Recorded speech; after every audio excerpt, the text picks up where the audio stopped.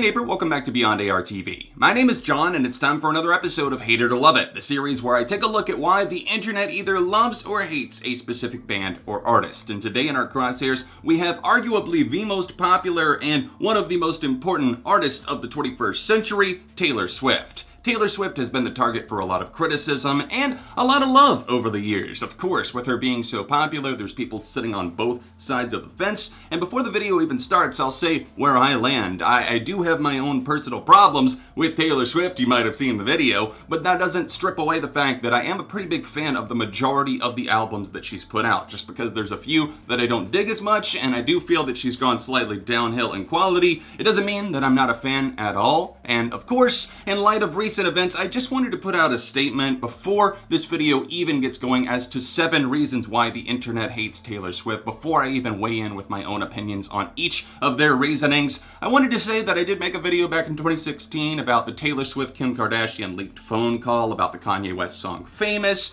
and I kind of ended up siding with Kim and Kanye on that one, and I do regret that now that the full call is out in the world. I just don't see how there's any way that you could believe that Taylor is on the bad side of that or the lying or snaky side, at least in this specific situation. I apologize to Taylor for that. I was basing it off of the snippets that I was seeing at the time, everything that was available. I think I should have looked into it more. And I think it is very easy to criticize Taylor because she's so big. So I'm going to take that and try to apply it to the rest of the video when I do weigh in with my own opinions. Thank you guys for watching. Drop a like on this video, and remember, these are not my opinions, just ones that I am going to present to you, and then I will rattle off my own thoughts.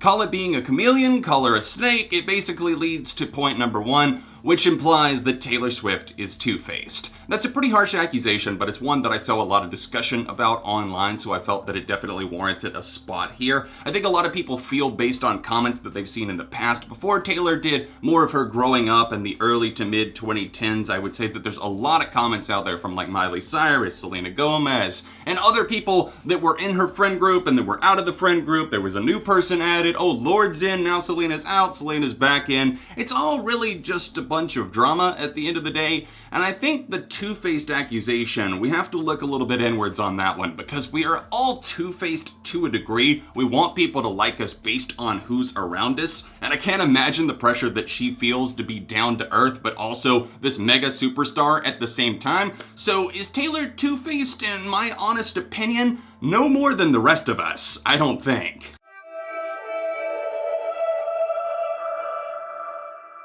Number 2, she writes the same damn song over and over. She expresses her relationship concerns, whether that be an uphill battle all the way to love, like we saw on Lover and even parts of Reputation, or the negative aspects that we've been hearing about for the longest time, dating back to the self-titled album, Tim McGraw, back to December. There's been countless songs. Dear John, that one might be about me, or John Mayer, I'm not entirely sure. But honestly, overall, I think that the whole same song accusation is made more so for her because she did get so popular. She's so famous, so everybody has no choice but to really hone in on what she's saying and what she's singing about. And while a lot of artists, a lot of rappers in particular, I feel do this to an even bigger degree, I think that Taylor kind of gets called out for it because she did make her career so focused on her, and as a lot of other people have said, it wasn't necessarily always universal songs. These were ones that were very specific to her, so when you attach so much of yourself to it, it's no doubt, no surprise that people are going to make that assumption. And yes, girl, you do write a lot of songs that feel at least a little bit similar.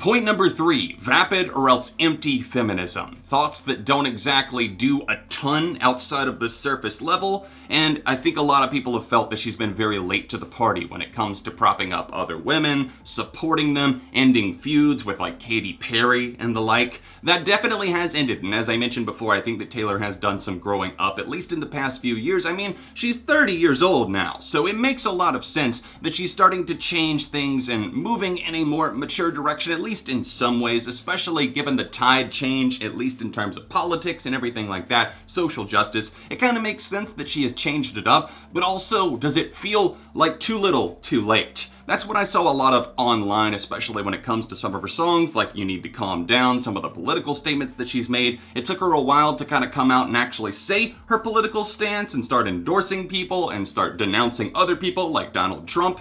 And I, for one, am not going to be the one that says, all right, every artist has to tell me their political beliefs. I think that that is an overreaction. It can definitely be something that's very helpful and you can use that voice, but you should not feel forced to. But I do appreciate, I guess, to an extent that Taylor did that. It's just that when she did, my own personal take on this, it's that it felt a little bit hollow to me. It felt like it was still about her.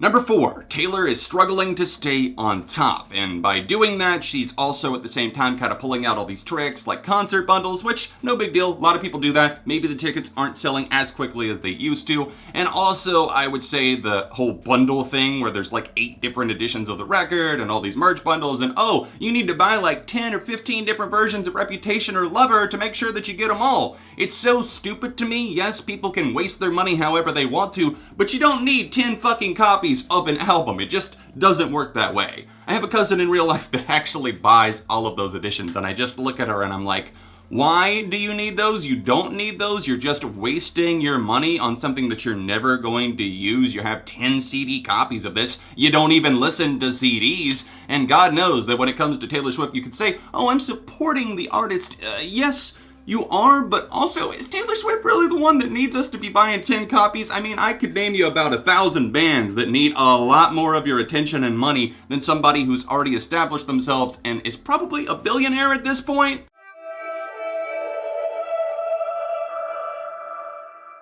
Number 5, too much drama. Drama mama, drama overload. Of course, Taylor Swift is always in the news. Everybody's looking at her every move. The paparazzi's always following her. Everybody's trying to get a statement. Everything is bending and twisting to fit their own narrative, and we've all probably been a part of that at some point. It is what it is. Taylor Swift's career has definitely grown leaps and bounds from where she started off, and now to see her in the public eye still, finally happy in a relationship, and also other drama just resurfacing or else trying to calm it back down. Obviously, I already talked about the Kim Kardashian Kanye West situation with the song Famous, that Taylor was not aware of the lyrics and everything like that. It made her look like more of a snake at the time, and the public's perception has kind of shifted on her so many times over the years. I can understand why, but also I think it's on all of us to look into these situations more. And again, it dates back to something that I said earlier in the video. I can't imagine the kind of scrutiny that she gets in trying to be on your tippy toes all the time. It's no wonder that she's no longer America's sweetheart or the innocent one. I would get tired of it too, and all of the constant drama, all of the headlines. I can imagine that she pretty much has to stay off of social media or else you would lose your mind.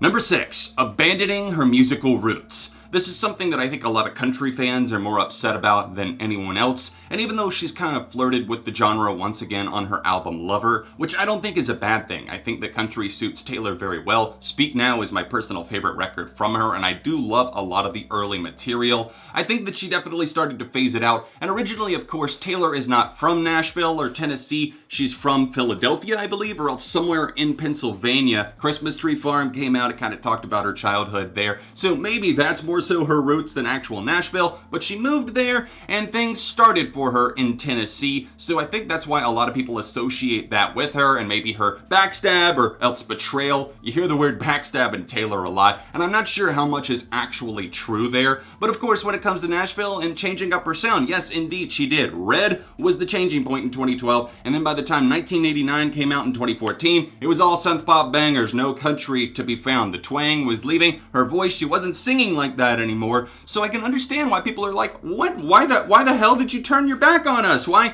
can't we get more country music? If you became a fan of an artist for a certain genre or something that they did in the first place, it can be hard to accept.